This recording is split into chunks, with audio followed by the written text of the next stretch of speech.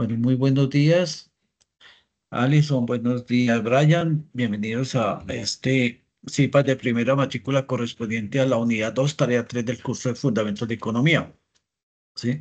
Tal vez lo primero que tenemos que nosotros identificar es de qué se trata esta tarea. ¿Sí? Y si observan la guía, nos hablan de pues el nombre de la actividad primero es que es los aspectos de la economía y el Estado, los aspectos de macroeconomía. En ese sentido, pues estamos hablando cuando recordamos que hicimos un mapa conceptual de la visión de la economía, que en la economía positiva que describe los hechos que suceden normalmente en la economía, eh, hay de dos tipos.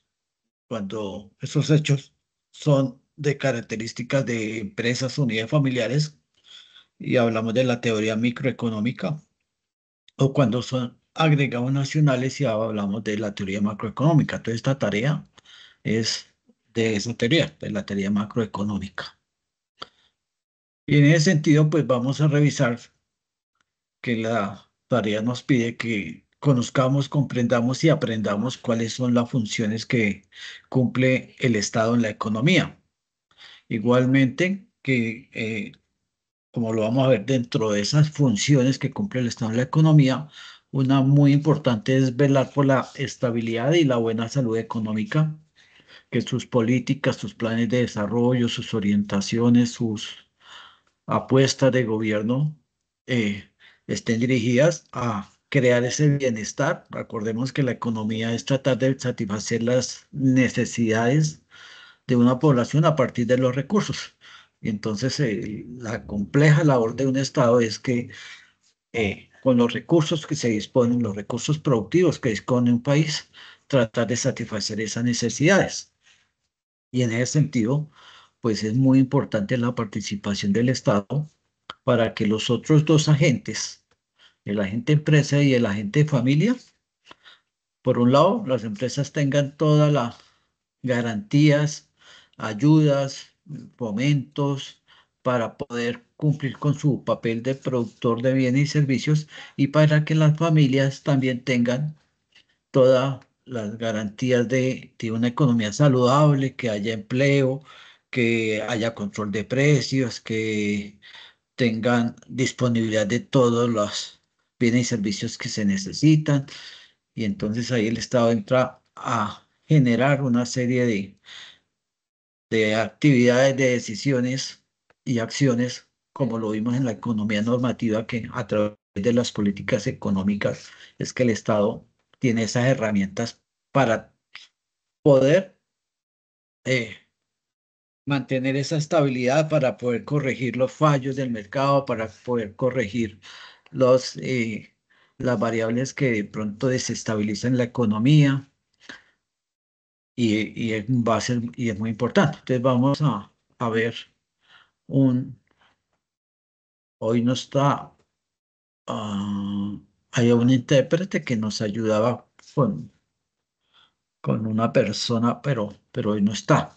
Tal vez es en el 16.2 teníamos una intérprete, especialmente para los videos, que de pronto para Brian va a ser muy difícil. Pero va a poder escuchar que en el video relatan esas funciones que cumple el Estado de Economía, ese papel tan importante que tiene el Estado de Economía. Y a partir de comprender, aprender ese tema, pues van a desarrollar un ensayo sobre ese tema. Ahora, como dentro de las funciones y responsabilidades del Estado es mantener la buena salud económica, entonces vamos a ver cómo los estados eh, desarrollan unas estrategias para poder cumplir con ese papel.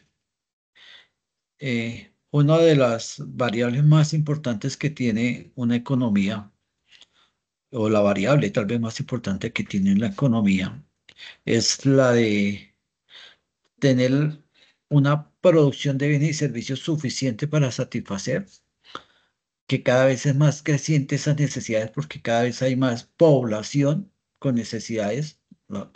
Día a día la población crece por múltiples factores en cantidad de personas. Día a día hay población que tiene necesidades que antes no tenía.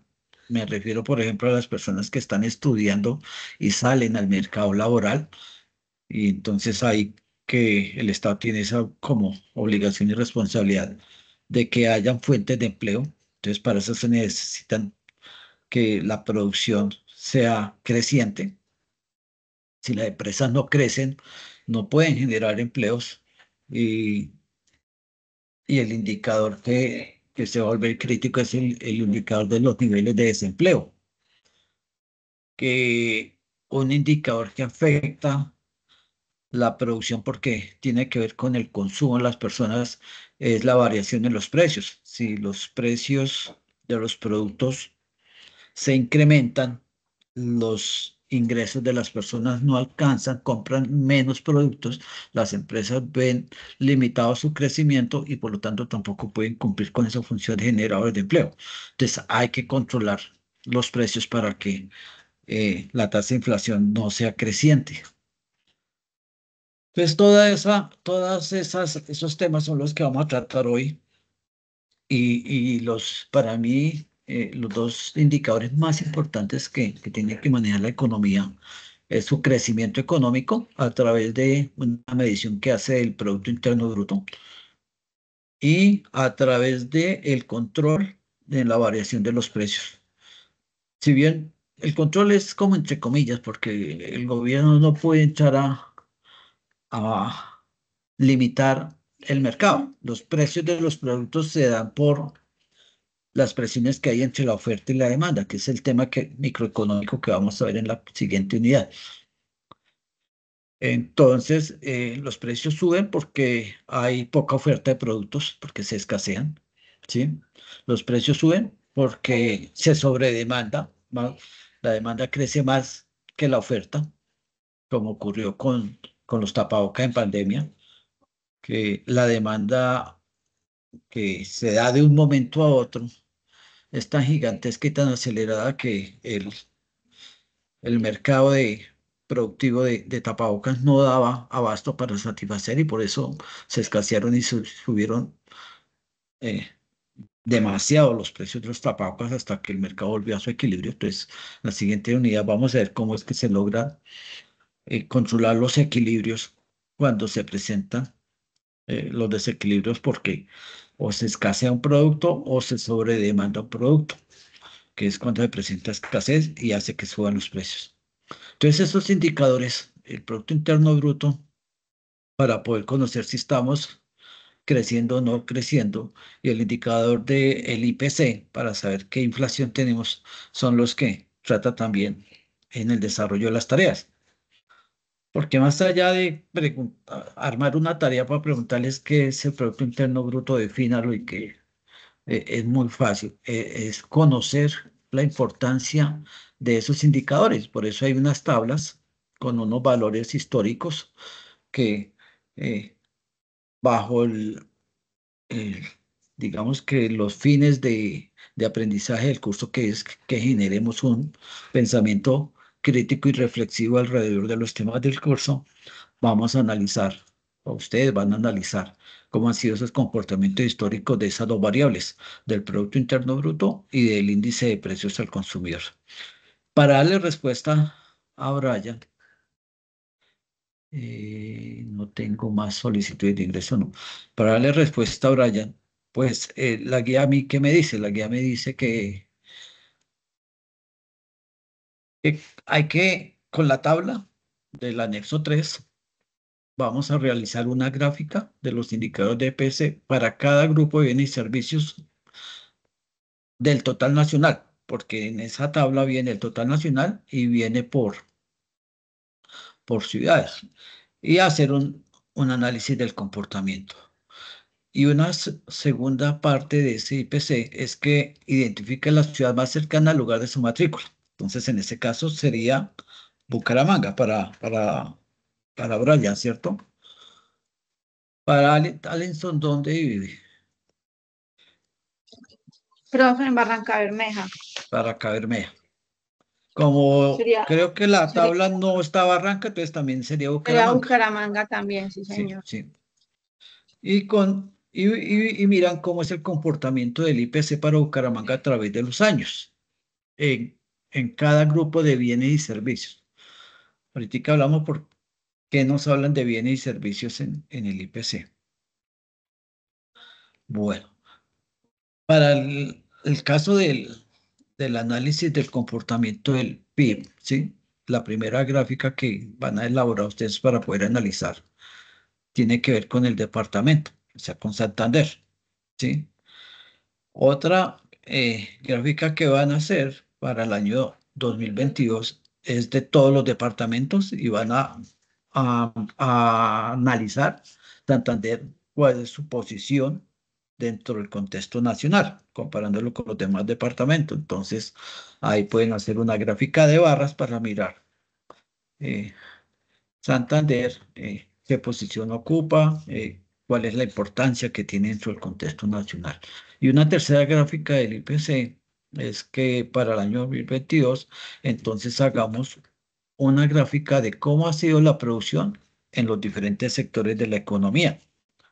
¿Cuál es el sector que aporta más al Producto Interno Bruto? ¿Cuál es el que aporta menos? ¿Sí? ¿Cómo es esa composición de los diferentes sectores dentro del total de la producción nacional? Para eso, y para entender y comprender bien el concepto de PIB, pues vamos a hablar un poquito de eso y también vamos a ver el video de las funciones del Estado. Bueno, creo que llegó alguien más, sí. Carlos Iván. Entonces ya poniendo en contexto que el tema es de la teoría macroeconómica que vimos por ahí en el mapa conceptual. Vamos a hablar del eh, Carlos Iván, muy buenos días. ¿Me escucha? Sí, señor, muy buenos días, profe. ¿Cómo se encuentra? Bien, Carlos Iván. Bueno, ya que llegó, les recuerdo el favor que para poder yo asignarle los puntos tienen que registrar la asistencia. Porque el sistema entonces, si no registran la asistencia en plataforma, el sistema no me lo va a mostrar en un listado que hay en un sitio de la plataforma para colocarle los puntos. Entonces, por favor, entran a la plataforma y ahí donde se inscriben, donde está el nombre del curso, hacen el registro de su asistencia. Bueno, entonces les decía, tema, unidad 2 macroeconomía, el Estado y su importancia en la economía, los principales indicadores y cuál es la importancia de esos indicadores. Y para eso vamos a hacer un análisis de un comportamiento histórico de esos indicadores, el Producto Interno Bruto y la tasa de inflación. Primero vamos a mirarlo de eso y después nos centramos en comprender la importancia y las definiciones de lo que es el Producto Interno Bruto y lo que es el IPC. Entonces, vamos a ver un video y a escucharlo.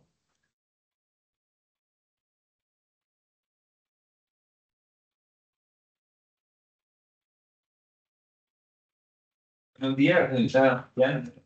¿Cómo le ha ido?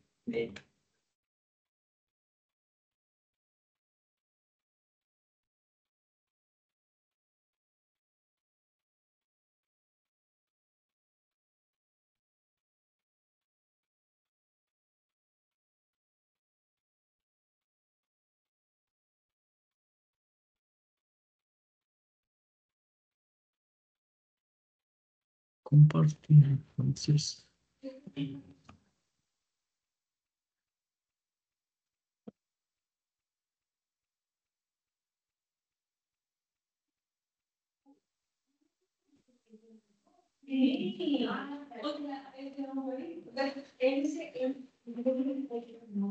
Vamos a hablar del papel.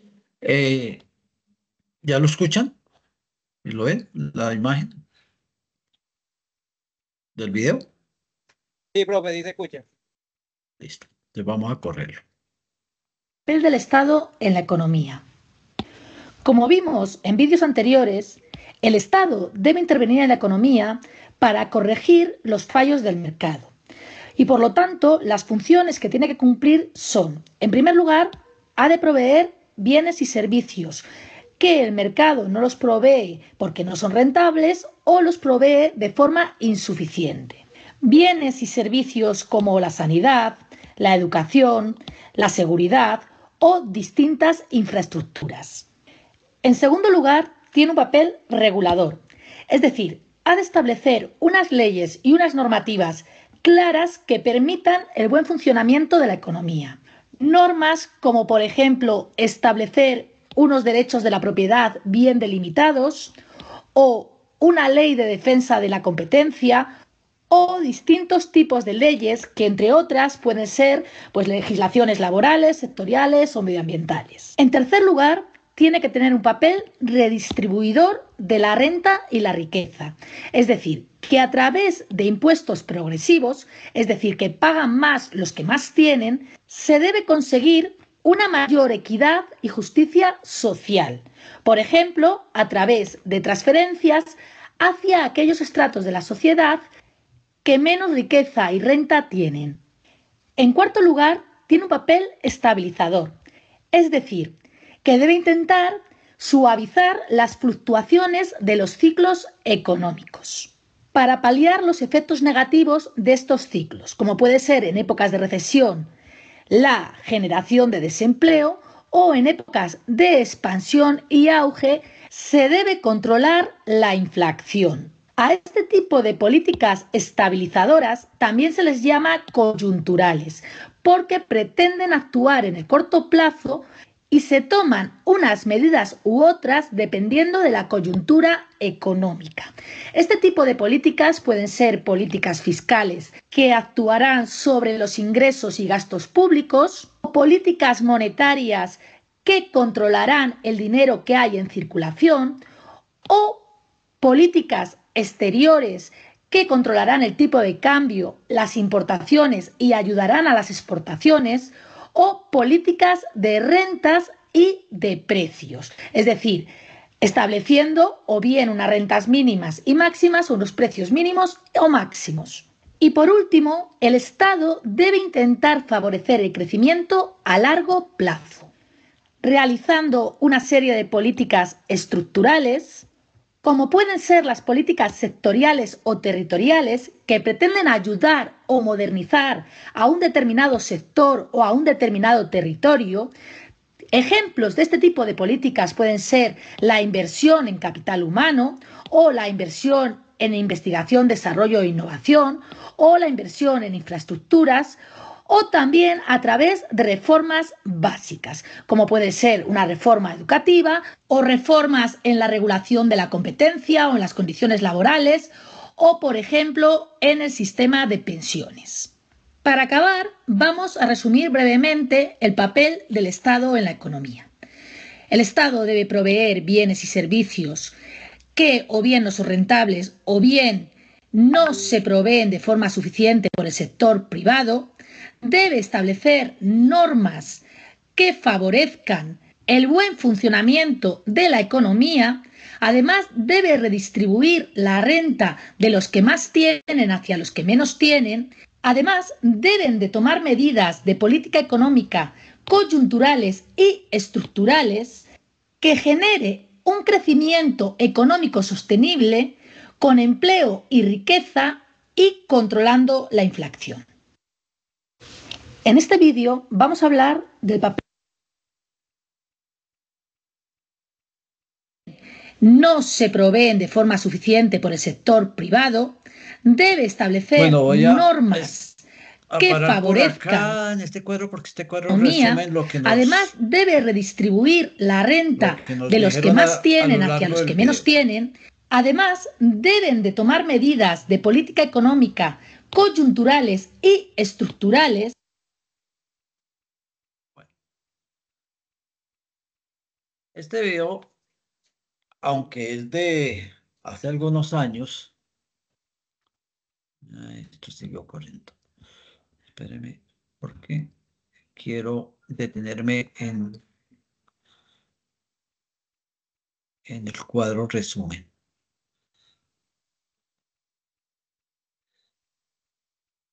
Bueno, este video, aunque tiene algunos años, nos dijo cosas que estamos viendo actualmente, ¿sí?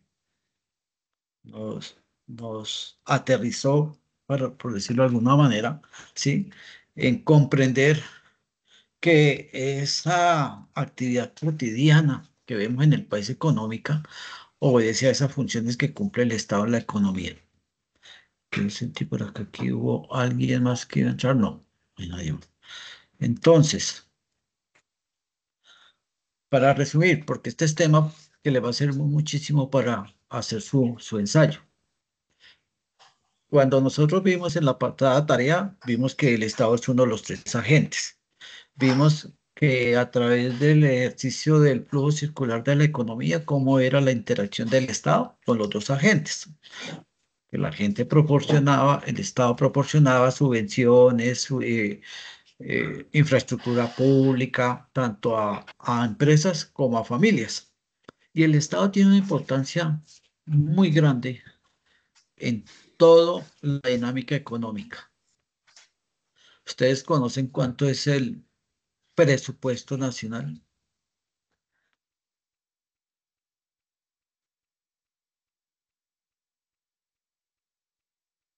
¿Saben cuánto está el presupuesto nacional este año? No, bueno, 502 billones de pesos. Eso es lo que el Estado presupuestado que va a recibir y que va a gastar. Y lo va a gastar una parte, 25, cerca del 30% de pagar deuda externa. O sea que eso se va para otro país, que le demos plata. Pero igualmente también están entrando en préstamos. Entonces, es también plata que va a entrar de empréstitos del exterior y que va a ser gastada. Pero la mayor parte, ¿sí? Va a volver a la economía, así como recoge de impuestos y de utilidades de algunas empresas, la va a gastar otra vez en pagar a empleados públicos, en pagarle a los proveedores que tiene el Estado de todo tipo de necesidades que tienen, papelería, muebles, en inversiones, en infraestructuras de todo tipo de entidades públicas, en educación, en salud. ¿Y todo quién lo va a recibir? Las empresas y las familias. Entonces, fíjense que como un Estado que sepa manejar bien sus ingresos, ¿sí? Dinamiza la economía, porque va a reciclar esa plata que de alguna manera entre todos colocamos, unos más, unos menos, ¿sí? Para que vuelva otra vez a la economía y la gente vuelva y gaste, porque toda esa plata que recibimos los empleados públicos, toda plata que recibe un contratista, un obrero de una carretera que esté haciendo un contratista de concesión, todo el sector de vivienda que recibe subsidios las personas para comprar vivienda y dinamiza todo el sector de la construcción, toda esa plata vuelve y queda en la economía para que se gaste en bienes y servicios. O sea, que las empresas no so- también son, digamos que beneficiarias de toda esa política del manejo. Aquí hay unos elementos que ya conocíamos. Por ejemplo, cuando hablamos de las medidas que toma el gobierno para mantener la buena salud económica, hablábamos de las políticas, la política fiscal, la política monetaria y la política exterior y la política de rentas. Fue lo que vimos que, ¿en qué? En el mapa, cuando hablamos de la economía normativa, sabíamos que esas desequilibrios que se presentan, que nos los describe la economía positiva, tienden a que el Estado tome carta en el asunto de esos equilibrios a través del ejercicio de acciones en el marco de, si se trata de ingresos y egresos del Estado, pues en el marco de la política fiscal, si se trata de manejo de las tasas de interés, del flujo de dinero, pues el Banco de la República, esta semana pasada hubo una noticia, el Banco de la República volvió a bajar un poquito las tasas de interés. Las tasas de interés las habían subido cuando se subió la inflación, porque para controlar la inflación, una de las herramientas que utiliza el Banco de la República es subir las tasas de interés para desestimular el uso del crédito, que eso ayuda a presionar los precios hacia el alza. Pero como ya la inflación ha bajado, entonces también ya se ha ido flexibilizando las tasas de interés y esto es política monetaria. La política exterior, que tiene que ver con todo el manejo de exportaciones, importaciones, eh, intervenir si es necesario en el precio del dólar. El precio del dólar es un mercado libre. Precio diario que vemos en las noticias que hoy bajó, que subió el dólar, es por la oferta y la demanda. Si hay demasiada oferta, gente vendiendo dólares, entonces, y no hay tantos comprando, pues el precio se cae porque hay mayor oferta, hay una abundancia. La moneda se comportan como mercancías. Cuando hay abundancia de una mercancía de un buen servicio, los precios bajan, ¿sí?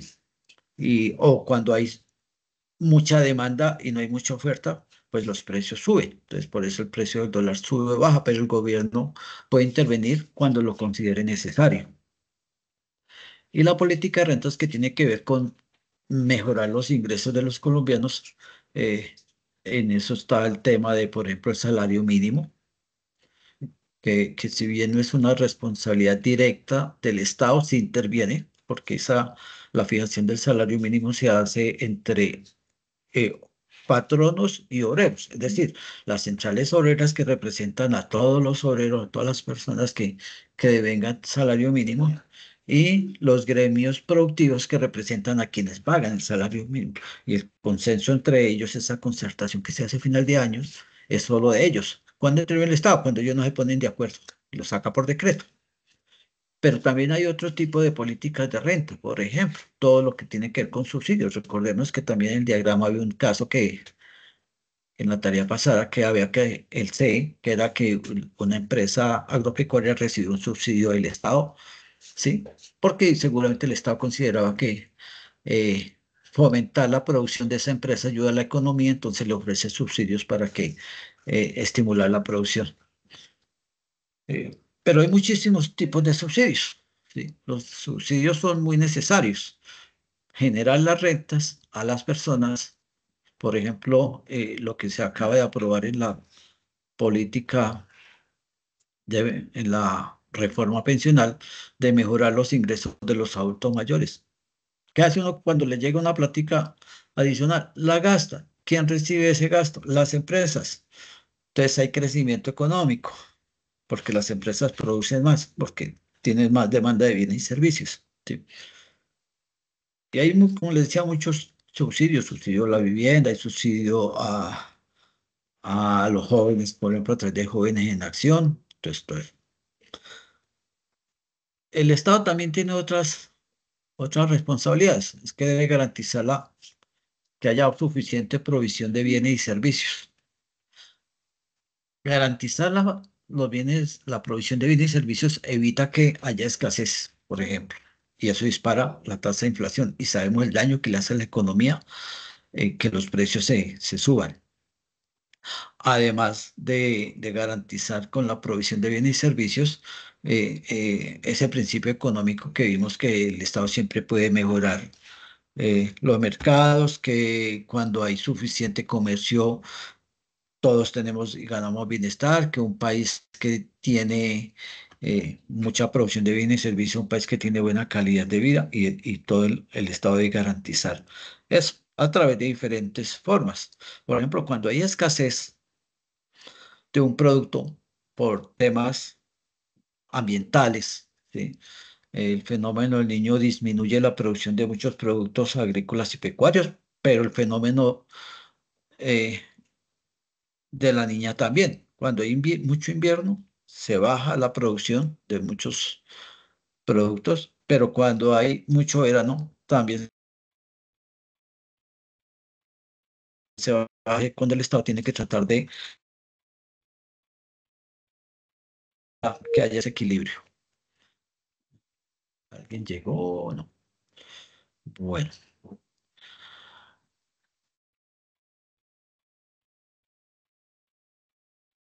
roles, pues la economía sería un desorden.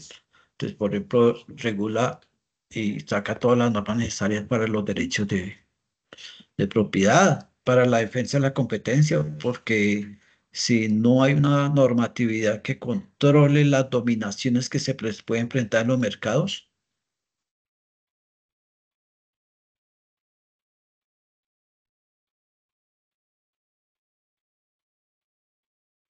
la utilidad, perdón, ¿me están escuchando? Estoy sintiendo como si se cayera el internet. ¿Me escuchan? No, profe, te escuché Sí, profe. entrecortado.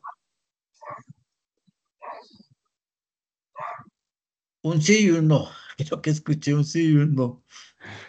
Profe, lo que pasa es que la señal está como intermitente. Está inestable. Sí, yo alcancé a sentir por ahí un timbre de alerta. Pero bueno, entendieron cómo el Estado, o escucharon, alcanzaron a escuchar cómo el Estado tiene que garantizar ese papel que tiene en la economía de proveer bienes y servicios para mantener mucho equilibrio, el equilibrio del mercado para que los precios no se suban, mantener la provisión para la satisfacción de las personas. Que también hablamos de la regulación. Las regulaciones son importantes. Eh, Hubo un caso famoso y muy mediático hace unos años sobre la cartelización. ¿Qué es la cartelización? Que cuando, cuando existe, hay varios tipos de mercado. El mercado de monopolio, cuando hay un solo productor, un solo oferente y muchísimos demandantes. Y entonces ese posición dominante que yo solo digo que produzco, me lleva a que pongo el precio. Sea justo o injusto, lo pongo. Y entonces eso lo debe controlar el Estado. Pero existe otro tipo de mercado que llaman los oligopolios, que son unos pocos oferentes y muchos demandantes, muchos consumidores. Y eso fue lo que pasó, por ejemplo, con el que se cartelizaron los pañales, los cuadernos también, que son dos tipos de empresas diferentes, de sectores diferentes, para subir los precios artificialmente porque no obedecía que tenían más costo ni nada, sino que dijeron, es que si somos tres, en lugar de competir nosotros todos subimos los precios, ¿sí? La gente tiene que pagar y todos vamos a ganar. Y eso lo controla el Estado para que haya una libre competencia pronto también con los más pequeños y para que no afecten al consumidor, porque subir los precios sube el IPC, la tasa de inflación. Pero hay otras regulaciones también muy importantes, las laborales, para que no se cometan excesos de una parte o de otra en esas relaciones de obrero-patronales. Las regulaciones por sectores. Hay sectores que demandan mayor control o mayor fomento que otros. Las regulaciones medioambientales son tan importantes que que tienen incluso una política que la universidad está muy comprometida con una política que son los ODS, Objetivos de Desarrollo Sostenible, en donde prima mucho que las economías de los países sean sostenibles, pero también sean sustentables en el cuidado del medio ambiente. El papel de redistribuidor, esa palabrita que ven ahí, tax, en inglés significa impuestos. Entonces, hay que redistribuir los impuestos porque hay unos que pagan más y otros que pagan menos. Entonces, como que la plata entra a todo un fondo común, pero con lo que pagan los que pagan más impuestos, porque obviamente son en muchas más utilidades, muchas más ganancias, a la hora del gasto, de ese recaudo de impuestos a la hora del gasto, se les devuelve algo a otras poblaciones. Por eso existen los subsidios también porque de ahí es que se hace la redistribución de la riqueza. Muchos critican a veces los subsidios, que los subsidios, alguien me decía, que eso es para perezosos, yo estoy en contra de los subsidios, y yo le decía a un estudiante alguna vez en una universidad presencial, hágame un favor, sé que dice que está en contra de los subsidios porque le vendieron la idea en las redes, en alguna campaña política, que nos íbamos a volver como Venezuela lleno de subsidios. Entonces yo le dije, entonces decía, no, es que mira, ahí dicen que esos subsidios son malos, que nos vamos a volver como Venezuela. Yo le dije, primero, todos los países del mundo, incluso los más capitalistas, tienen muchísimos subsidios, porque es una función importante en la economía de la política de rentas, que la gente tenga dinero disponible para consumir y motivar a las empresas y a su crecimiento económico, que es el fin más importante de una economía, que haya crecimiento económico. ¿Sí? Le dije, pero usted ya que está en contra, hágame un favor, tráigame mañana los recibos del gas, de la luz y del agua de su casa. ¿Para qué? Tráigamelos. Al otro día me los llevo.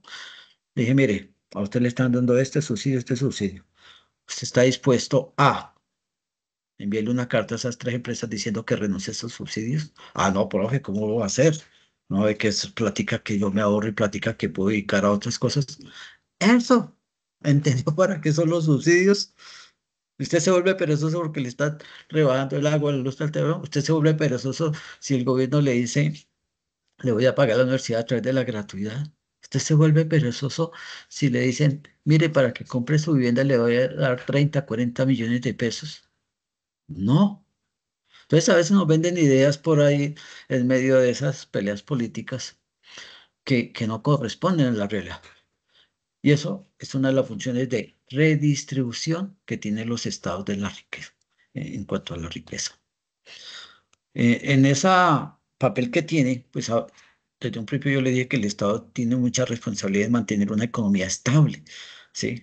Y para eso tiene que actuar frente a situaciones coyunturales, situaciones que se presentan de un momento a otro por X o Y causa.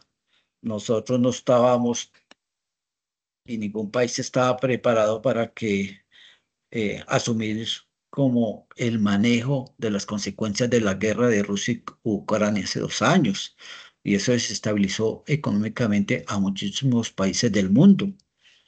A Colombia nos afectó muchísimo. Esta inflación que presentamos hace 2 años del 13% se debió precisamente a porque nos subieron los costos de los insumos agropecuarios, fertilizantes, porque importábamos de Ucrania la materia prima para fertilizantes.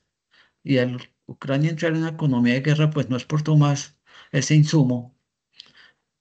Y al escasearse ese insumo para los fertilizantes se subieron de precio. Y entonces los productos agrícolas subieron de precio. Y eso afectó, obviamente, la inflación. Y lo mismo pasó con algunos productos que Ucrania es otro gran productor y exportador, que son los granos, materia prima para los alimentos concentrados. Y entonces, si se subieron los concentrados, pues se suben los huevos, se sube el pollo, se sube la carne, se sube el pescado de criadero, todo.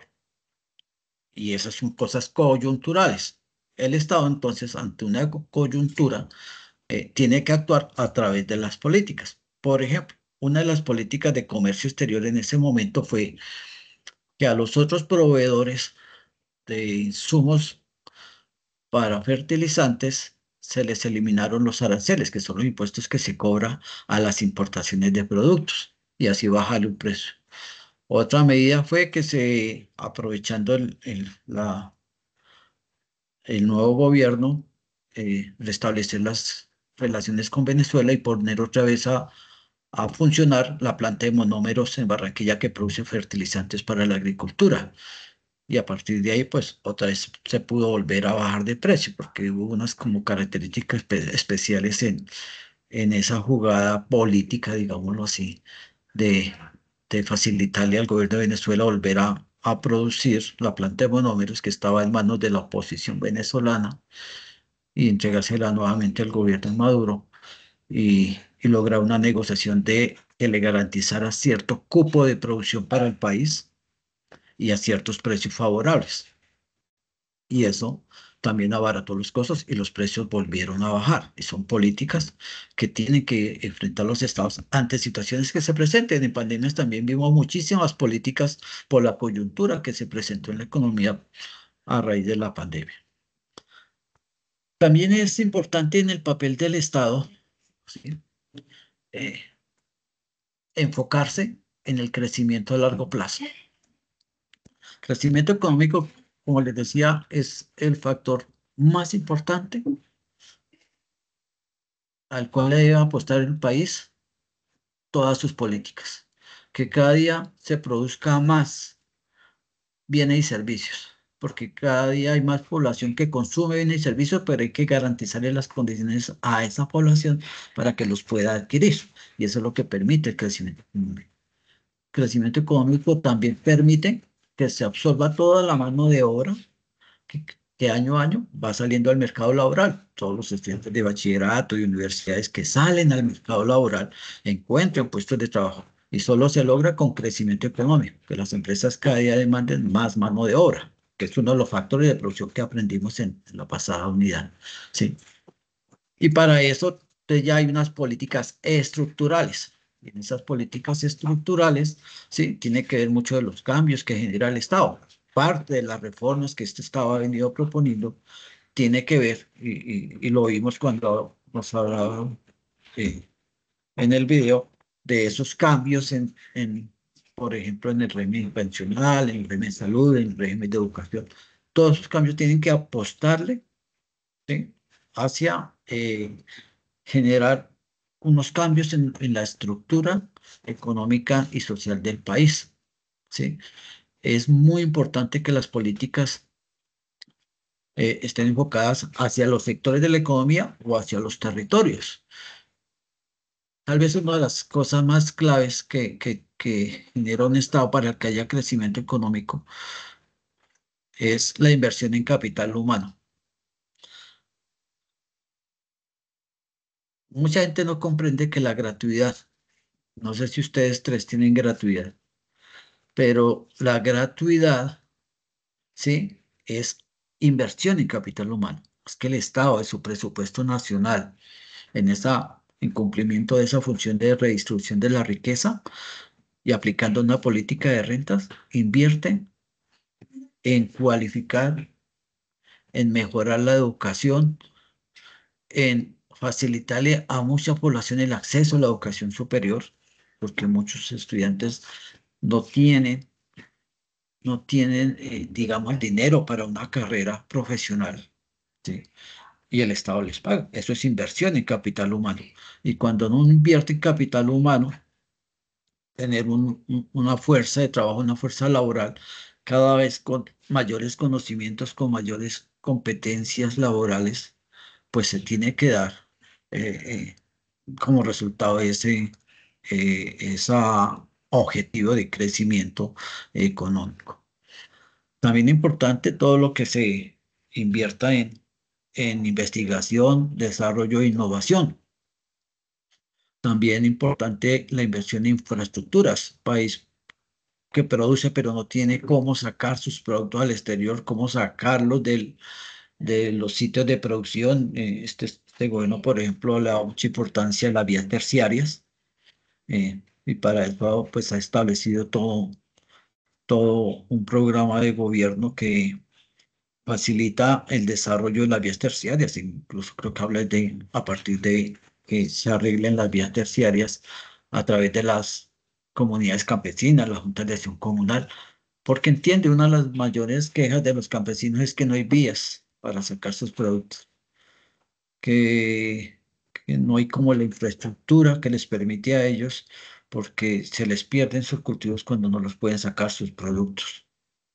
Todas esas son reformas básicas a las cuales debe enfrentar un gobierno para que haya un crecimiento a largo plazo. ¿Preguntas hasta ahí? Todo claro, profe. Bueno, ahora, ¿qué es crecimiento económico? Porque ya vemos que el Estado cumple unas funciones, y que todas esas funciones de regulador, de proveedor, de redistribuidor, de tener unas políticas económicas para mantener la estabilidad económica, de que hace también unas políticas estructurales con inversiones, que para eso a veces recurren reformas, ¿sí? Todo eso va a crecimiento económico, como le dije un principio, pero ese crecimiento económico tiene que estar ligado también a que sea amigable con el medio ambiente, y por eso le hablaba de los ODS, Objetivos de Desarrollo Sostenible. ¿Y qué es crecimiento económico? Pues que la producción de un país cada día, año a año, porque se mide básicamente año a año, que se puede medir cada trimestre, y de hecho las autoridades económicas con frecuencia nos dicen: el primer trimestre del año la economía creció tanto, el segundo creció tanto, lo que llevamos acumulado de los 2 trimestres, los 3 trimestres hemos crecido tanto. Entonces es medir la cantidad. Por eso cuando hablamos de PIB lo entendemos como el Producto Interno Bruto. ¿Y qué es el Producto Interno Bruto? Pues el valor de la producción de un país en todos sus sectores: el sector primario, agrícola y pecuario; el sector secundario, que es todo el sector manufacturero, industrial; el sector terciario que tiene que ver con el comercio y servicios, y un cuarto sector que ha aparecido últimamente. La verdad, cuando yo estudié economía hace más de 40 años, solo existían tres sectores: primario, secundario y terciario. El de agricultura, pecuaria, extracción minera, el primario, generaba los insumos para el sector secundario, que era la manufactura, la transformación, la industria, y el sector terciario que se encargaba de la distribución, que era el comercio y los servicios. Hoy en día, pues, de 40 años acá el mundo ha cambiado totalmente. ¿A través de qué? Del desarrollo tecnológico. Y por eso se considera que ya hay un cuarto sector productivo, que es el desarrollo de las tecnologías, el sector tecnológico. Entonces, cuando en un país se suma lo que produce cada uno de esos cuatro sectores, el resultado de esa suma es el Producto Interno Bruto. Y entonces, ¿cómo hago yo para saber si estoy creciendo o no? A través del Producto Interno Bruto. ¿Cómo me pueden ustedes decir saber si estoy teniendo un crecimiento económico, no sabiendo que es muy importante ese crecimiento, pero debo medirlo? ¿Cómo lo mido?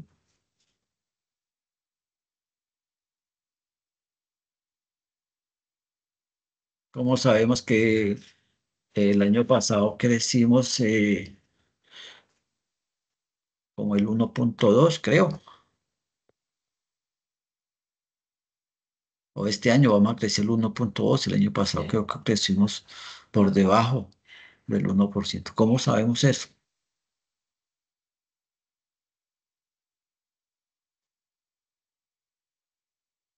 ¿No lo saben? Comparándolo con el PIB anterior. Correcto. Sí. Bueno, ¿alguno de ustedes tienen hijos o no tienen hijos? Yo sí, ¿No? tengo Bueno, dos, tiene dos. ¿De qué edades? de 24 y 26. Bueno, sí, ya están grandes, pero cuando ellos estaban por ahí en sus primeros meses de vida, recuerda que tenía que hacerle unos controles, ¿cierto? ¿Cuál controles le hacía? Sí, los llevamos al CIPI para el tema del control de crecimiento, de peso. Crecimiento. Importante lo que dijo. Hay que controlar el crecimiento. ¿Para qué yo controlo el crecimiento? Que es normalmente peso y talla. O sea, Ajá, que, que cada día para está más. comparar con la escala del desarrollo y saber que va evolucionando adecuadamente. Exacto. Y esto pasa con la economía. Recuerda que mes a mes le decían, bien, subió tantos gramos y tantos centímetros más grande, va bien, y le hacían una gráfica parecida a la que estamos viendo ahí, ¿sí? Que cada vez tiene que ser creciente, ¿sí? Un poquito más alto, mes a mes, un poquito más alto. Y que si de pronto decían, no, bajó de peso, ¿sí? Entonces, ¿qué decían? Alarma, algo está pasando. Algo está pasando en la economía cuando no crecemos, cuando no aumentamos el valor de la producción, como pasaba con los chicos, ¿sí? Si se enfermaba, ¿qué pasaba? Se bajaba de peso, no crecía. Entonces tenía el médico que decir, hay que hacer algo, porque hay que restablecerle la buena salud para que siempre esté creciendo. Y eso es lo que hacen los gobiernos en la economía. Tiene que medir. ¿Y se mide a partir de qué? Del Producto Interno Bruto de un año con respecto al otro. Entonces, yo, ¿cuánto crecí? Mejor, ¿cuánto produje en el 2023? Tanto. ¿Cuánto produje en el 2024? ¿Crecimos o no crecimos? Y esa es la gran preocupación de este y de todos los países, que debe haber crecimiento, porque si no hay crecimiento se afecta el empleo, si no hay crecimiento se afecta el ingreso de las personas, ¿sí? El bienestar general, tiene que haber crecimiento y eso tiene que apostarle el gobierno. Y por eso es importante. ¿Qué es el crecimiento económico? ¿Sí? ¿Cómo lo medimos? Que es a través del Producto Interno Bruto. ¿Qué es el Producto Interno Bruto? Que es la suma de la producción de todos los sectores de la economía para poder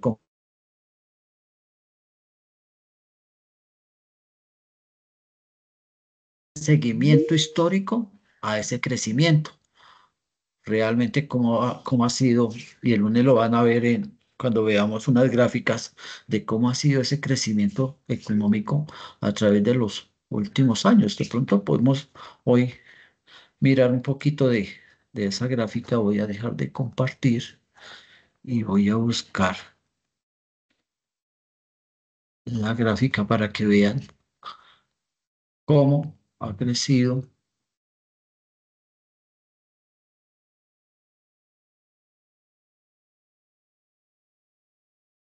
el país a través de los últimos años.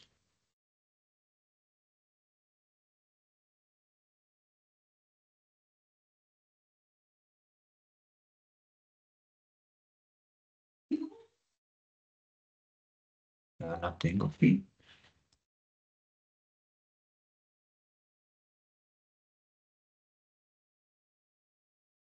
¿Ven la gráfica? Sí, señor. Sí. Y ahí podemos ver, este es el crecimiento que ha tenido, es decir, el año 2006 con respecto al año 2005 subió un 6%, muy bueno. Crecimiento por encima del 4 es bueno, ahí va bien. ¿Qué significa un crecimiento por encima del 4 o de unos estándares internacionales? Que hay confianza internacional en el país, que si necesitamos dinero para adelantar obras prestado, la banca internacional dice, oh, un banco le presta a un pobre o le presta a un rico. A un rico, ¿cierto? A A uno que alguien tenga que, que responder. a uno que tenga con qué responder, que le vea la suficiencia económica. Entonces, cuando uno ve que crece, que la empresa crece, el banco le dice, uy, viene creciendo muy bien, ¿qué plata necesita? Y eso lo visitan y tratan de venderle su producto porque obviamente el banco gana con eso y tiene esa garantía y esa confianza en que le van a responder porque lo ve pujante, porque ve que esa empresa crece. Y así pasa con un país. El concierto internacional, el Banco Mundial, el Fondo Monetario Internacional, la banca multilateral llega y dice, uy, el país va creciendo muy bien, tiene muy buenas riquezas, lo que necesite, le doy buenos intereses para que haga más obras, para que crezca más, para que mejore, porque esa es la intención de la entidad financiera cuando le prestan a una empresa, es para que siga mejorando y siga creciendo y me siga trayendo la plática que va produciendo aquí algo. Y eso mismo pasa con los países. Entonces, crecimientos buenos abren muchas puertas en la economía. Lo mismo para la inversión. Entonces, los grandes inversores dicen, no, este es un país que va muy creciendo muy bien, vamos a meternos en ese mercado, vamos a invertir en ese país y genera mucha confianza en los inversionistas internacionales. Y empresa que viene y se instala aquí con inversiones, esa empresa que ayuda al crecimiento económico, porque va a generar empleo, va a consumir materias primas, bien, insumos, de todo. Entonces, los crecimientos por eso es tan bueno que el país tenga un crecimiento sostenido. Pero tenemos que demostrarlo. Y vemos cómo incluso en el 2007 subió todavía un poco, mucho más. En el 2011 subió muchísimo, pero ese 2011, esa cifra es una cifra que se da sobre los años anteriores. ¿Qué pasó en el 2009? Que apenas tuvimos un crecimiento muy pequeño. Miren esta caída de 4,61 al 0,75, entre el 2008 al 2009. Porque hubo una gran crisis mundial. Recordemos que nuestra economía está globalizada desde hace muchos años, alrededor de los años 90. Hubo una gran crisis mundial, especialmente en Europa. ¿Sí? Y lo que pasa por allá en el fin del mundo, en cualquier país lejano, afecta a toda la economía, porque estamos globalizados. Hubo una crisis fiscal en un país que hace parte de la Unión Europea, en Grecia, porque Grecia, por mal manejo de su política fiscal, estaba generando un déficit fiscal gigantesco, es decir, se estaba quebrando el Estado porque era muchísimo, pero muchísimo más lo que gastaba que lo que le ingresaba y venía presentando como unos estados mentirosos. Entonces la Comunidad Europea, de la cual hace parte, pues no estaba preocupada, pero cuando estalló la bomba, que se dieron cuenta y no pudo ser más sostenido, entonces ahí viene la gran crisis de Europa. Tuvieron que incluso los países de la Unión Europea darle la mano, donándole muchísimo dinero para poder volver a estabilizar, porque cuando un país entra en crisis fiscal, ¿sí? Toda la economía entra en crisis. Imagínese usted en un pueblo donde hay una empresa que genera muchísimo empleo, que gasta mucha plata en toda la comunidad y esa empresa se empieza a acabar. Toda la comunidad sufre. Y eso mismo pasa con el Estado. Si el Estado empieza a tener una mala situación fiscal, todo el país sufre. Y entonces lo recuperó, pero eso hizo que entrara también una crisis en todos los países de Europa. Una de las razones por las cuales pues, decrecimos tanto, se vino esa caída tan brusca, es porque dejaron de importar productos que le vendíamos. Y entonces dejamos de producir aquí porque ya no nos compraban, no tenían plata los países suficiente para comprarnos lo que nos compraban. Otra razón es que las remesas, que es el dinero que envían los colombianos que están en el exterior hacia Colombia y que se nos convierte a nosotros aquí en plata disponible para gastar, ¿sí? Empezaron a perder los empleos los colombianos en España, en Italia, en Francia, en Alemania, y no podían mandar plata. Entonces no llega esa plata y no se convertía en plata de consumo. Y obviamente entonces nuestras empresas dejaron de vender y por eso se cayó la economía. Ese 3,75 pues es sobre la base del año anterior. Y es entendible que después de una crisis en donde se caiga el Producto Interno Bruto mucho, tan pronto se supera la crisis porque son coyunturales normalmente, tan pronto se supera, los crecimientos son altos. Lo vimos en pandemia. En pandemia caímos como un 10%. Fue la caída eso se llama una recesión económica, 10% en el año 2020 cuando lo comparado con el año 2019 porque el año 2020 desde marzo cerraron muchísima parte de la economía y no se produjo y no se consumió. Y eso generó también que se elevara el nivel de desempleo como del 12% hasta el 21%. Pero en el año 21 ya empezó a haber algo de normalización y entonces se dio un crecimiento grande con respecto obviamente a esa poca producción que había tenido el año 2020. Y en el año 2022 todavía se ve más grande con respecto al año anterior. Y después vuelve y cae, que es lo que se ve en la gráfica, que después de esta crisis europea que afectó a todo el mundo, hubo un crecimiento muy grande, pero después volvió y cayó y empieza a tener unos niveles que para Colombia era más o menos normales, entre el 3 el 4 y el 5, para el 5%, que es lo que tuvo hasta el 2018. Para el 2019 veníamos con esos promedios por encima del 3. El 2020 fue la caída, no del 10%, fue el 6,8% la caída con respecto al 2019. Y volvimos, como le digo, producto de la recuperación ya parcial de la economía al 10,6, ya después del 7,5. El año pasado, tu- todavía con ese guayado económico que había en la pandemia, solo crecimos el 0,6. Este año, a principios de año, el pronóstico era en el 1,5. Sin embargo, la economía no ha reaccionado como se esperaba y los pronósticos del Banco de la República, el Fondo Monetario, de entidades como Desarrollo, que hacen investigación económica, estiman que va a ser, y del mismo Ministerio y Planeación Nacional, hablan que va a estar alrededor del 1,2%, pero que para el año entrante se estima que sí vamos a llegar otra vez alrededor del 3%.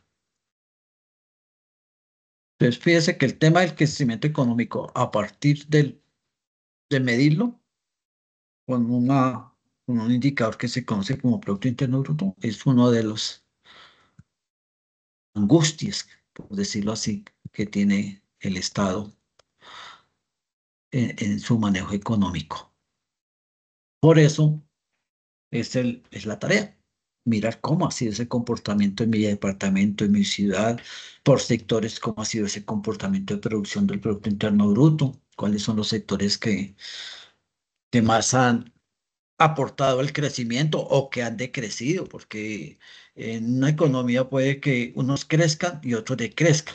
Al sumarlos puede haber crecimiento, pero puede ser que esos que crecieron absorbieron el decrecimiento que tuvieron otros sectores.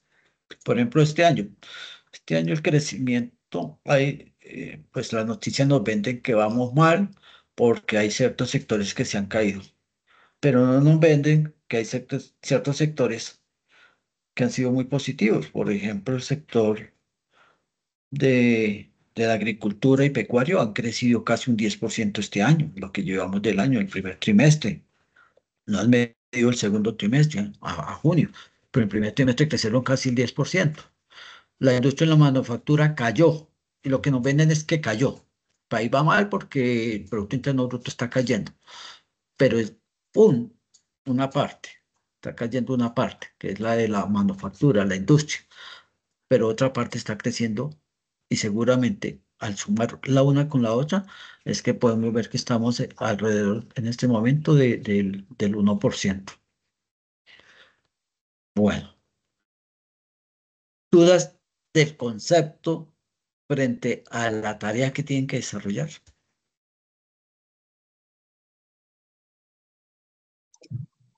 No, señor. Bueno, el otro tema es el IPC. ¿Qué es el IPC? ¿Qué saben ustedes del IPC?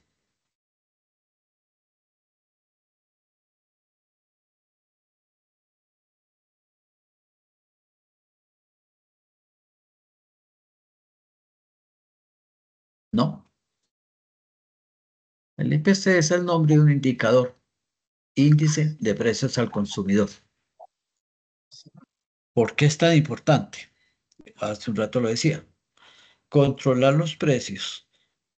Primero, observarlos, hacerle seguimiento, es muy importante. Por eso, y para observarlo y hacerle seguimiento, igual que lo hacíamos cuando hablamos del tema de los niños, se miden para saber cómo va. Y entonces los precios hay que medirlos para saber si no están subiendo mucho. Entonces, por eso es el índice de precio al consumidor. Pero, ¿cuáles bienes y servicios es que medimos cómo han evolucionado, cómo se han comportado? ¿Todos los de la economía o una parte de bienes y servicios? Profe, yo creo que todos los de la economía se basan en el incremento del IPC anual para fijar sus incrementos, o la gran mayoría. Para estudiar cómo se están comportando todos, no. ¿Por qué? Porque, por ejemplo, ¿a ti te afecta que sube o bajan el precio de los carros, los automóviles, de los camiones? A mí directamente no, al menos No, que va a comprar uno. no, no le afecta su presupuesto. Es que Ujú. los carros subieron un 15%. Uy, ahora va a poder comprar menos leche, menos carne. No. ¿Sí?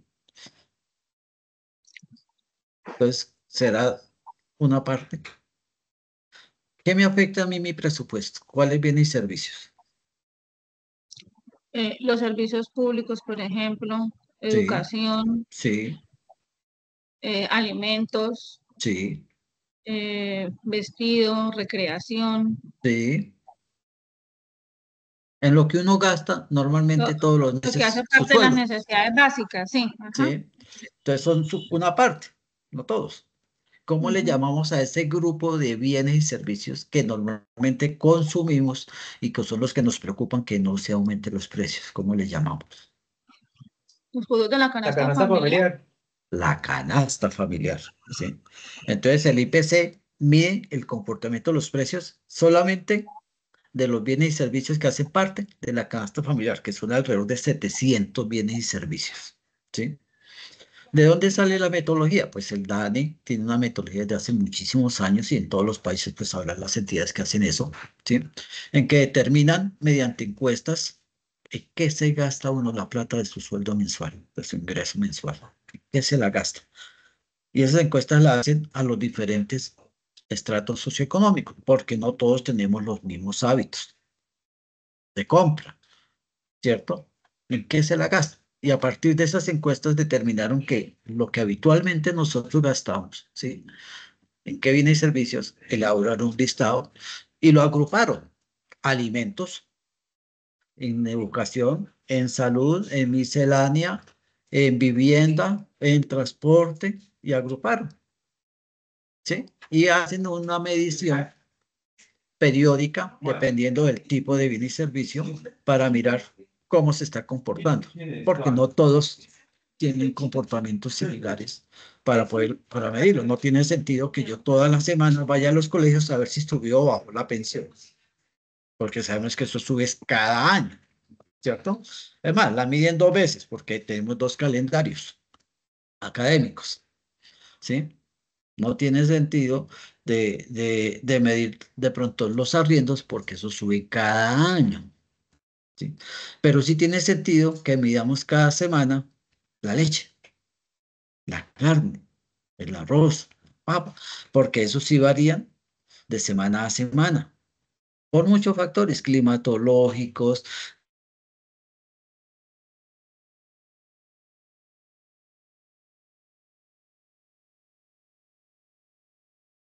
de picos de cosecha.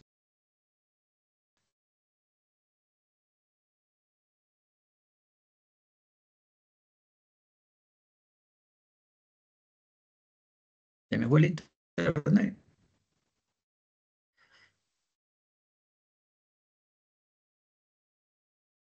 Aló, ¿ya me escucha? Sí, ya, pero no le escuchamos lo que Se acabo de cayó. decir. Sí, se cayó el internet. Entonces, a cada bien o servicio, de acuerdo con las encuestas, saben cuándo medirlo. ¿Cada cuánto? ¿En dónde? Porque no es lo mismo la variación que sufre, por hablando, por ejemplo, de Bogotá, ¿sí? No es lo mismo la variación que sufre la papa en el sur que en el norte, ¿sí? Entonces, para cada estrato han determinado cuándo hay que ir a medir, para cada producto a dónde y cada cuánto hay que medirlo. Y todo eso durante el mes presenta siempre ustedes ven al director del DANE a principios de cada mes diciendo, el IPC para este mes se comportó de tal manera, subió, bajó. En lo que llevamos corrido del año de estos 4, 5, 6 meses, este ha sido el comportamiento.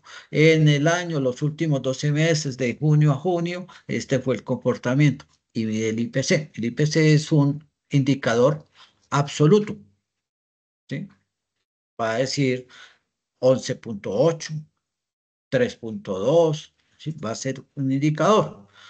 Y se mide sencillamente tomando el valor total de la variación de la canasta familiar de este mes con respecto al mes pasado, de estos 6 meses con respecto a los 6 meses del año pasado, de este año con respecto al año pasado, ¿sí?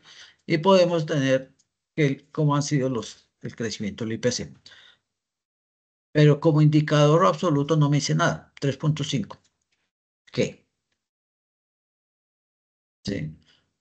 Una manera de entender por qué un indicador absoluto no nos da luces para análisis es cuando, por ejemplo, con los indicadores de salud, yo siempre utilizo, pues cuando a uno le dicen, eh, este año la mortalidad infantil, o sea, los niños que nacieron muertos, es del 0,8. ¿Qué significa 0,8? ¿0,8 de qué? Entonces hay que llevarlo a términos porcentuales para entenderlo. Entonces, cuando me dicen del 0,8 por cada 1.000 nacidos vivos, entonces yo digo, ya sé, es muy poquito, pero si me dicen a mí del 30 por 1.000 nacidos vivos, no, ya ha crecido mucho. Y si me dicen, y si crece más, sí, tengo que llevarlo por... Y así. Entonces, cuando me dicen a mí 13,2 el IPC, ¿sí? No me dicen nada, pero cuando me dicen 13,2%, digo, ahora sí lo entiendo. Quiere decir que lo que antes compraba con 100 pesos, ahora me cuesta 113,2. Me cuesta más, ¿sí? Si me dicen 5,8%, entonces el IPC de 5,8, cuando yo lo llevo a porcentaje, me dicen 5,8%. Lo que antes compraba yo con 100 pesos, ahora me vale 105 pesos con 80 centavos. Entonces, como me vale más de mi presupuesto, entonces me toca dejar de comprar cosas. Y dejar de comprar cosas afecta a las empresas. Y afectan las empresas, afecta el crecimiento económico porque no venden y necesitan vender para crecer. Afecta la tasa de empleo o desempleo. ¿Por qué? Porque si las empresas dejan de crecer, no generan empleo. Además, si es tan fuerte la inflación, y se baja muchísimo la tasa de inflación, se baja muchísimo la producción, antes despiden empleados, y se me aumenta la tasa de desempleo. Y eso es malísimo para la economía. Entonces, por eso es tan importante medir el IPC, que es el comportamiento, pero llevar esos valores absolutos del IPC a porcentaje para convertirlo en lo que conocemos normalmente como tasa de inflación, ¿sí? Ustedes van a medir el comportamiento del IPC, ¿sí? Sabiendo que esos valores que aparecen ahí por ciudades, por conjunto de la canasta familiar, porque la tabla también trae los alimentos, el transporte, todo, es el IPC. Y esos valores, para hallar la tasa de inflación, hay que llevarlos, este valor a términos porcentuales. Alison, me iba a comentar algo, ¿cierto? Sí, profe. Bueno, le iba a comentar que en la empresa en donde yo trabajo, por lo menos nos basamos en el tema del IPC para el tema de aumento de tarifas en educación. Prestamos servicios educativos, entonces para poder fijar por lo menos costos de pensiones y matrículas, la Secretaría nos avala solo lo que el IPC ha aumentado inmediatamente el año anterior y Sí. también pues las tarifas que enviamos a Ecopetrol. Y este mismo nos permite también fijar el aumento salarial para los colaboradores que prestan el servicio en estos servicios, ¿verdad? Que prestamos para los diferentes proveedores. Claro, sí. Y esa es la importancia porque hay que mantener actualizado el poder adquisitivo, ¿sí? Si uno no actualiza el poder adquisitivo, ¿qué es el poder adquisitivo? Mis ingresos, la capacidad que yo tengo de adquirir las cosas. Porque si los precios suben y a mí no me actualizan mi poder adquisitivo mejorándome mis ingresos, entonces la industria se cae. Yo compro menos, ¿sí? Y la empresa se afecta. Y me afecto yo porque compro menos y tengo menos bienestar. Por eso es tan importante que en el tema de la política de rentas, la fijación del salario mínimo, ¿sí? Hasta que no se conozca cuál va a ser la tasa de inflación o el IPC, ¿sí? No hay una base para empezar a negociar. Si yo no conozco cuánto pido como centrales obreras para volver a recobrar mi capacidad, porque la he ido perdiendo con el paso del tiempo, con el incremento de los precios. Si yo no conozco cuál es la base, yo no puedo entrar a negociar, porque qué tal que yo diga, deme en el 10 y el IPC está en el 15, pues voy a perder. Solo voy a recobrar 10 de un 15% que perdí por la variación en los precios. Entonces siempre es muy importante monitorear para que, así como a nivel nacional se negocia ese incremento en el salario mínimo, ustedes en la empresa también lo incrementan o lo utilizan con ese indicador, que es un referente para las empresas.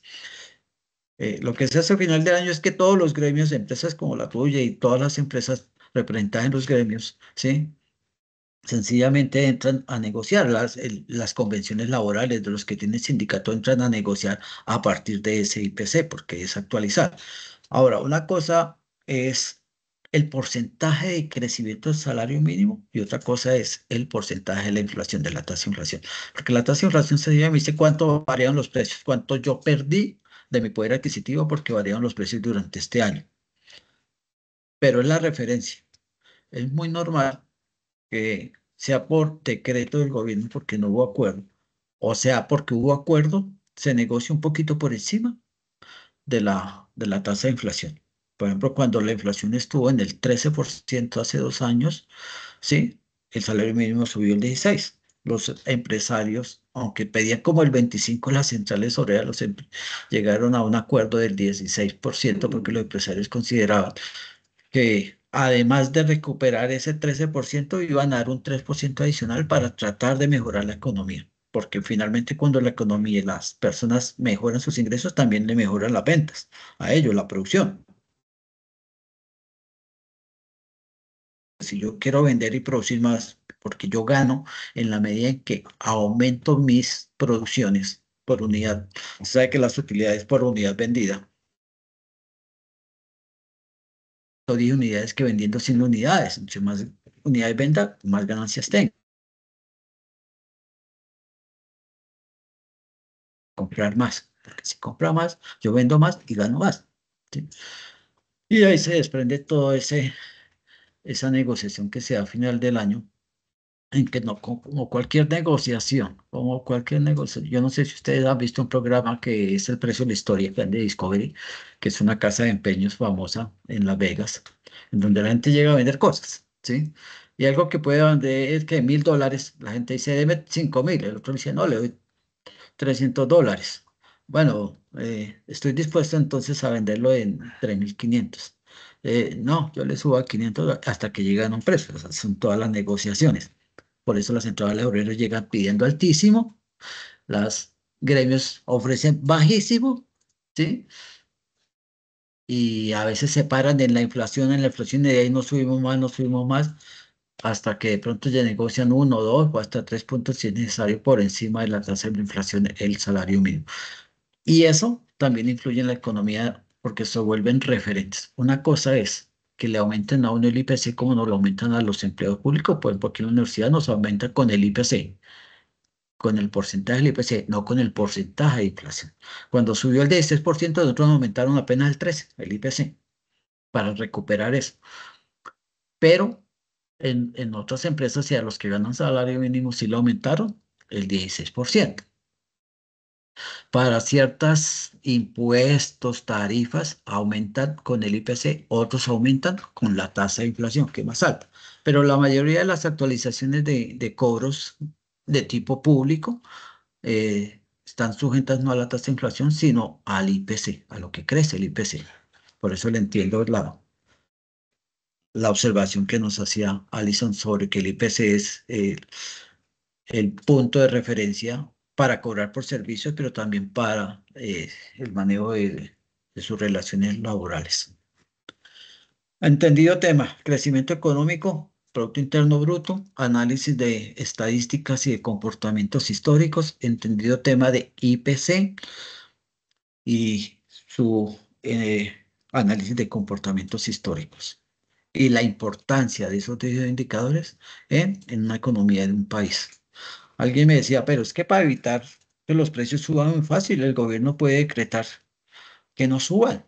Mm, Eso los gobiernos no pueden intervenir en los mercados, a menos en materia de congelar precios. Algunas excepciones, por ejemplo, podría congelar, como se ha presentado en ocasiones, el precio de la gasolina, ¿sí? Sin que afecte eso a la red de distribuidores privados y a la red de productores privados, ¿sí? Por ejemplo, congelar de pronto el costo de la educación pública, ¿sí? Cosas que tengan que ver con los bienes públicos se puede congelar. Por ejemplo, después de pandemia congeló casi por 3 años el cobro de los peajes, ¿sí? Pero eso tuvo parte de una negociación, que los peajes, algunos son del Estado porque los cobran vía, otros son de particulares porque son de concesiones.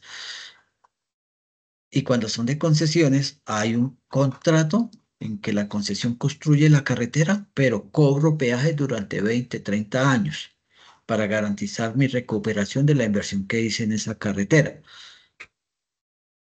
Y yo no puedo hacer como Estado, decirle, listo, cobre, y después decirle, ya no cobre, porque eso es una mala señal a los inversionistas, pues dicen, no, porque después nos cambian la red del juego y perdimos plata porque usted nos dijo que sí cobraba, después que no podíamos cobrar más.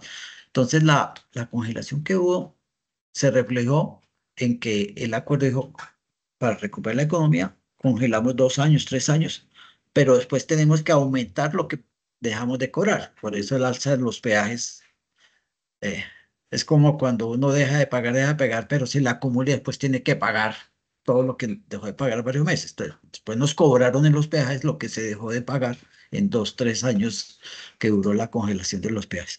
Pero el resto de bienes y servicios está sujeto al mercado, a oferta y demanda. Los precios se dan como cualquier bien que nosotros conocemos. Si hay cosecha de aguacates, el precio se cae. Pero si hay escasez de aguacates, el precio sube. O por efecto de la demanda. Ahí estaba hablando de la oferta. Hay una muy buena cosecha, los productores tienen muchos aguacates en el mercado, ¿sí? entonces los precios se caen. Pero cuando las cosechas son bajitas, los precios suben, porque no hay oferta. Un ejemplo de cuando suben los precios por la demanda es porque hay sobredemanda. Y lo vivimos cuando, en temporadas. Cuando uno va a la costa, los precios en temporada, que hay mucha más demanda que la oferta, ¿los precios son bajitos o son altos? En temporada alta, profe, son altísimos. Son altísimos porque hay demasiada gente demandando ciertos servicios y se sobredemanda ese bien o servicio. Pero en temporada, lo que conocemos temporada baja es porque hay una oferta más alta que la demanda y los precios bajan. ¿Sí? Entonces, el mercado es el que fija los precios. El gobierno no puede determinar la congelación de precios. Puede regular para que no hayan especulaciones. Eso sí lo puede haber. Que lo que pasa a veces con los abusos que se dan, por ejemplo, los casos famosos de las mojarras de 1.200.000 pesos. Eso sí, porque hay una especulación. Acordemos que el gobierno, los estados pueden regular los mercados. Fue una de las funciones que vimos, la regulación. Bueno, inquietudes, dudas. Alison todavía tiene la mano arriba, pero no sé si tiene más inquietudes. No, profe, no, era la anterior. Por mí todo claro. ¿Registraron la asistencia? Yo sí, sí, señor. No, aún Perfecto. no. No, no. Yo tengo una manera de ver aquí porque inmediatamente a mí se me registra la asistencia. A mí me aparece ya como asistencia registrada. Sí.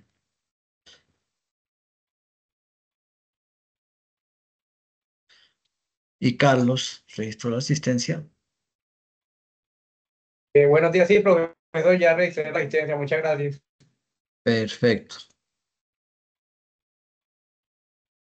Yo les voy a compartir. Cuando la persona registra la asistencia, ¿sí? Aquí yo puedo mirar.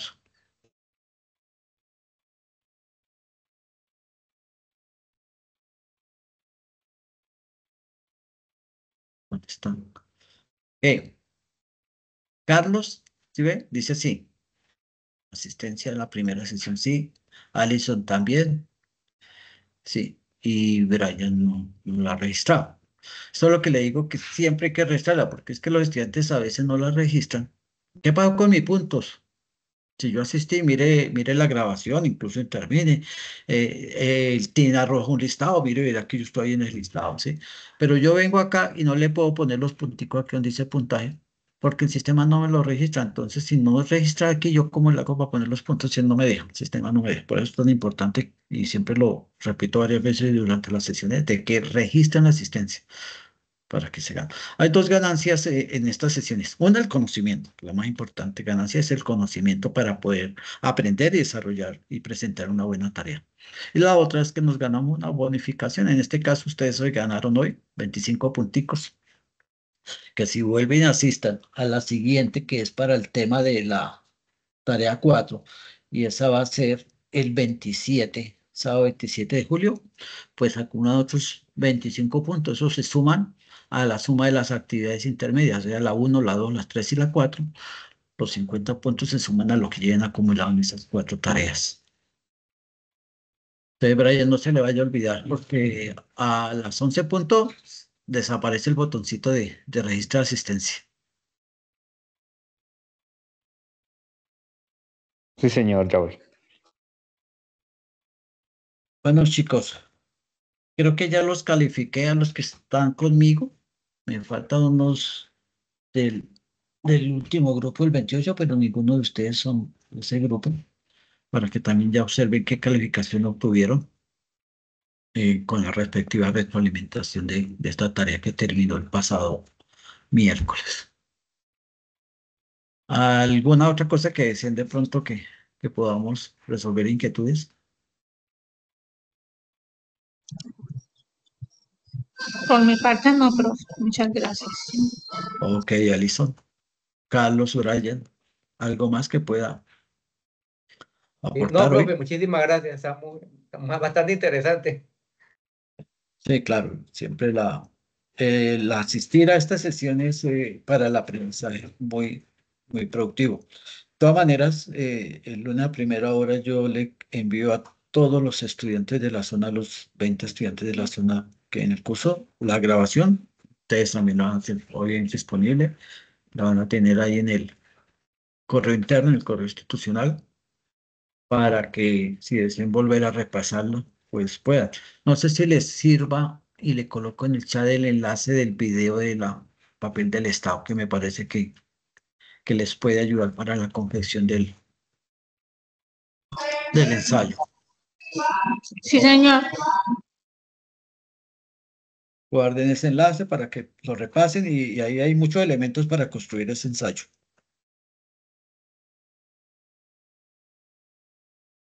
Ahí queda en el chat.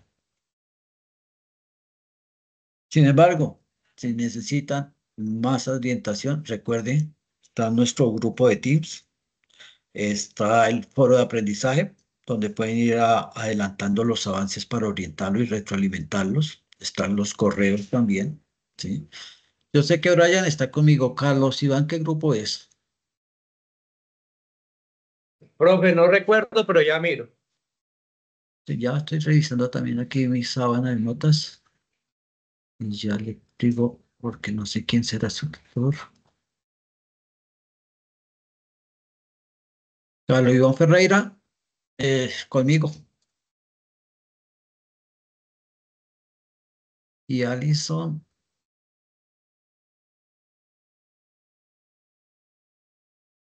También con usted, profe.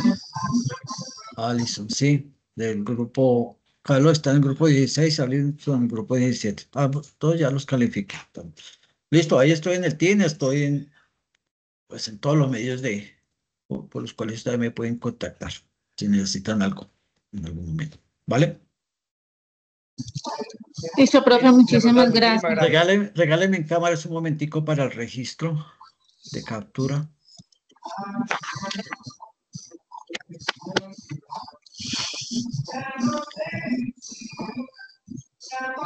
Y Brian, listo, perfecto. Bueno, listo, muchas gracias. A usted, profe. Feliz fin de semana. Bueno, chicos, feliz fin de semana Muchas Que gracias, gane, que profe. gane Bastante Colombia. interesante. y que, Muchas y gracias. que, y que gane Colombia, sí, eso sí, no puede faltar.